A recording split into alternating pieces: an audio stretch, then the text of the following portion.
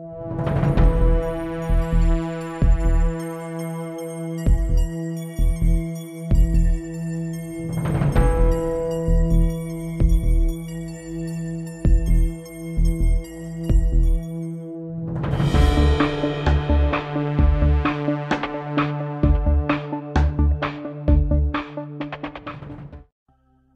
me nomme Sarah.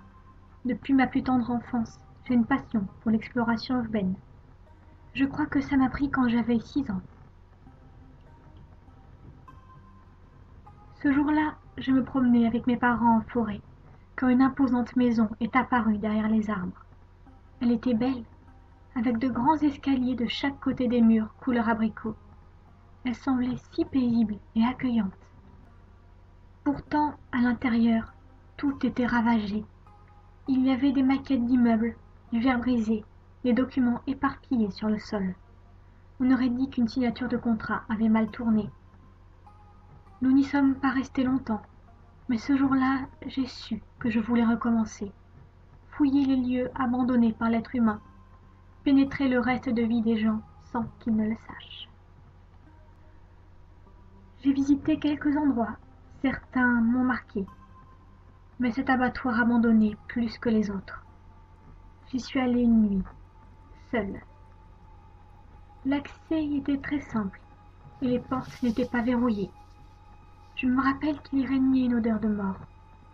Il y avait de vieilles traces de sang au sol.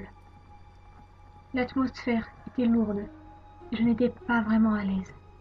Les papiers abandonnés dans un bureau un peu plus loin indiquaient la date. Ça faisait 5 ans que ce lieu était abandonné.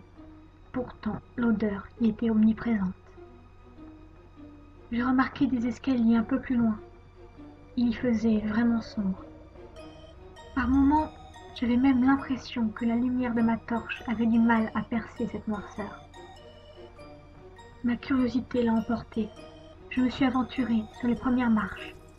Et l'odeur, mon Dieu, elle était encore plus infâme qu'à l'étage. En bas, tous les sols étaient munis d'évacuation.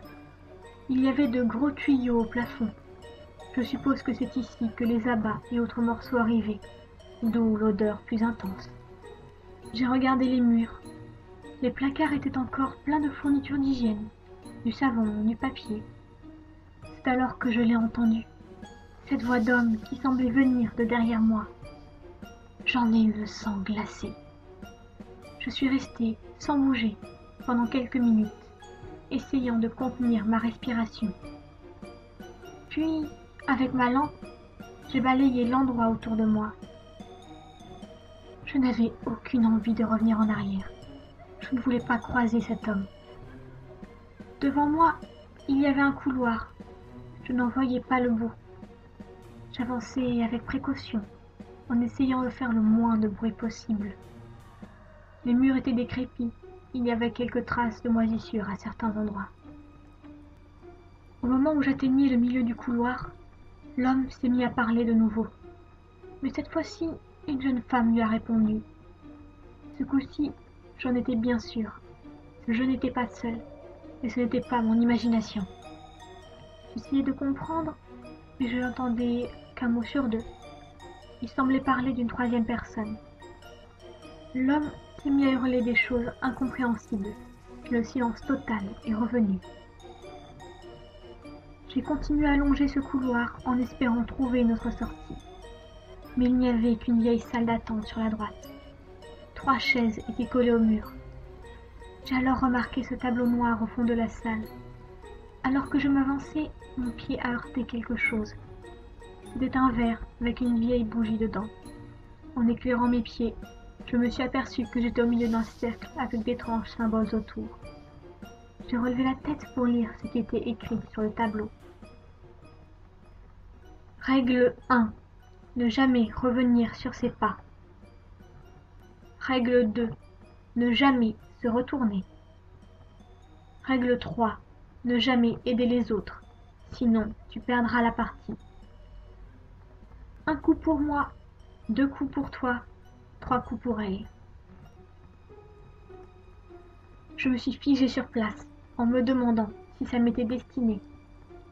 C'est alors que 3 coups ont résonné dans la pièce. Mon cœur s'est mis à battre à toute vitesse. Et si ce message était vraiment pour moi? Et si les personnes que j'avais entendues derrière moi étaient des sadiques sans cœur? Peut-être qu'ils avaient manigancé tout ça pour me faire subir je ne sais quoi. Dans le doute, j'ai préféré prendre les instructions à la lettre. Je ne pouvais qu'aller vers la porte devant moi. Je l'ai ouverte.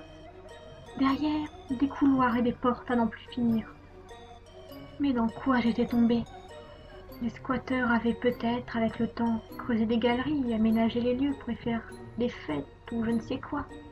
Une chose est sûre, cette partie ne devait pas être là à l'origine.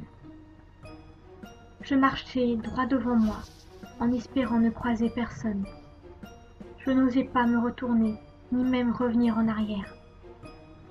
Je regardais tout autour de moi pour voir s'il n'y avait aucun piège sur mon passage. Il faisait très chaud là-dessous. La voix de la jeune femme s'est fait entendre. Elle rigolait à gorge déployée. On aurait dit qu'une petite fille était en train de lui parler. Des espèces de chants enfantins résonnaient le long des couloirs. J'avais l'impression qu'ils venaient de partout à la fois. Puis la jeune fille a hurlé. Un cri horrible. Il ne faisait qu'encourager mon esprit à se faire les pires scénarios possibles. Et le silence est revenu. J'ai trouvé un renfoncement dans le sol et m'y suis cachée. Je ne pouvais m'empêcher de réfléchir. Et si cet endroit est en fait le lieu d'une expérience bizarre? Peut-être que les cris et les rires venaient de haut-parleurs. Cette histoire commençait à me rendre dingue. 2 coups se sont fait entendre. C'était logiquement mon tour. Sans savoir vraiment quoi faire, j'ai décidé d'attendre, en éteignant ma lampe pour ne pas me faire remarquer. J'étais dos à la paroi. J'écoutais attentivement le moindre bruit pour voir si quelqu'un s'approchait de moi. C'est alors que j'ai senti une dizaine de mains sur mon corps. Elles étaient bien là. Des mains d'enfants bien réelles me plaquaient contre la paroi. Les rires venaient étouffer mes cris. Je n'arrivais presque plus à respirer. J'avais l'impression que mes côtes étaient sur le point de se casser. J'ai réussi à attraper ma lampe. Je l'ai allumée et tout s'est arrêté. Je ne suis pas folle. Je sais ce que j'ai vécu. J'en suis certaine. Je me suis levée aussi vite que j'ai pu. J'ai couru avec ma lampe allumée. À quelques pas en arrière, la voix d'une fillette me répétait inlassablement. Rien ne sert de courir. Tu vas perdre. Je suis derrière toi. C'est alors que j'ai trébuché sur quelque chose, m'affalant de tout mon long sur le sol en béton. En me relevant, j'ai découvert le corps d'une jeune femme. Elle était ensanglantée. 2 grandes plaies sur son visage donnaient l'impression d'un large sourire jusqu'aux oreilles. Ses bras étaient lacérés. Je n'ai pas pu en voir plus. J'ai repris ma course de plus belle en étouffant un cri. Je tremblais, je voulais hurler, j'avais envie de pleurer. C'était quoi ce bordel? Je voulais sortir de ce cauchemar, au plus vite. J'ai dû pousser des dizaines de ces portes battantes. Je commençais à m'essouffler. Mon cœur battait tellement fort que ma poitrine me faisait mal. J'étais sur le point d'abandonner, de me laisser tomber à genoux sur le sol et d'attendre de finir comme cette femme. Et j'ai poussé la dernière porte. Je n'arrivais pas à y croire. Je ne rêvais pas. L'air frais emplissait mes poumons. Le soleil commençait à se lever. J'ai repris mon souffle quelques instants, laissant échapper quelques larmes de joie. Je venais de gagner ce jeu malsain. J'ai regroupé le peu de force qui me restait pour rentrer chez moi. Si j'écris ces mots, c'est que je ne sais toujours pas qui ou quoi était présent ce soir-là. Je ne sais pas si j'en suis débarrassée, ni même ce qui m'attend.